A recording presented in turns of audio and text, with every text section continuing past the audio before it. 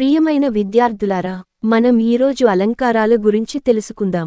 ఛందస్సు, లయ అంటే రిథం ప్రధానమైనది కాగా, అలంకారం, సౌందర్యం అంటే బ్యూటీ ప్రధానమైనది. వస్తువును అలంకరించేది అలంకారం. అలాగే మనం చెప్పదలచిన విషయాన్ని అందంగా మార్చేది అలంకారం. అలంకారాలు రెండు రకాలుగా ఉంటాయి.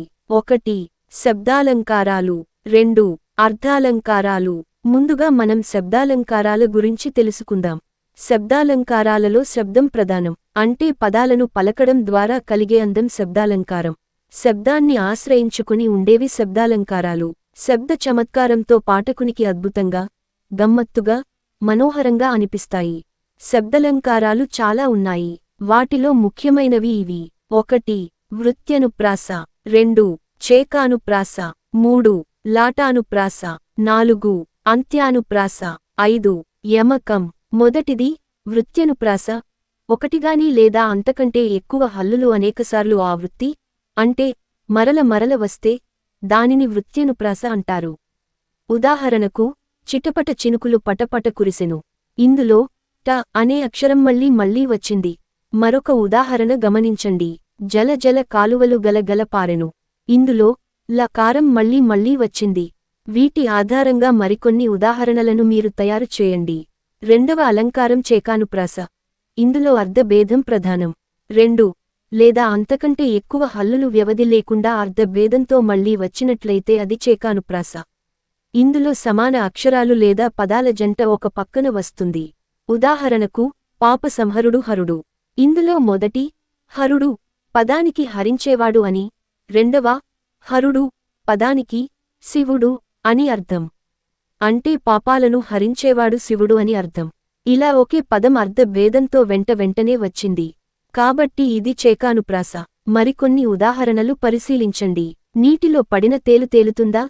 ఇందులో తేలు అనే సమాన అక్షరాలు పక్కపక్కన వచ్చాయి. అయితే వీటికి అర్ధభేదం ఉంది. మూడవ అలంకారం లాటానుప్రాస. ఒకే అర్థమున్న పదాలు తాత్పర్య భేదంతో, వ్యవధి అంటే గ్యాప్ లేకుండా వచ్చినట్లయితే లాటానుప్రాస. ఉదాహరణకు, కమలాక్షు నర్చించు కరములు. ఇందులో మొదటి కరములు అనే పదానికి సాధారణ అర్థంలో చేతులు అని, రెండవ కరములు అనే శబ్దానికి శ్రేష్టమైన చేతులు అని అర్థం. దీనివల్ల విష్ణుమూర్తిని అర్చించే చేతులే శ్రేష్టమైన చేతులు అని, మిగిలినవి కావు అనే తాత్పర్య భేదము వచ్చింది. కాబట్టి ఇది లాటానుప్రాస. నాలుగవ అలంకారం అంత్యానుప్రాస. పాదం లేదా పదం లేదా వాక్యం యొక్క అంత్యము అంటే చివరలో ఒకే హల్లుగాని, ఒకే పదంగాని వచ్చినట్లయితే దాన్ని అంత్యానుప్రాస అంటారు. ఉదాహరణలు గమనిద్దాం. బురద నవ్వింది కమలాలుగా, పువ్వు నవ్వింది భ్రమరాలుగా, పుడమి కదిలింది చరణాలుగా, జడిమ కదిలింది హరిణాలుగా. ఇందులో గ అనే హల్లు 4 పాదాల అంత్యంలో అంటే చివరలో సమానంగా వచ్చింది. మరొక ఉదాహరణ గమనిద్దాం. భూగోళం పుట్టుక కోసం రాలిన సురగోళాలెన్నో, ఈ మానవరూపం కోసం జరిగిన పరిణామాలెన్నో. ఇందులో పాదాల చివరలో అన్నో అనే అక్షరం పునరావృతమైంది. కనుక ఇది అంత్యానుప్రాస. 5వ అలంకారం యమకం అంటే జత అని అర్థం.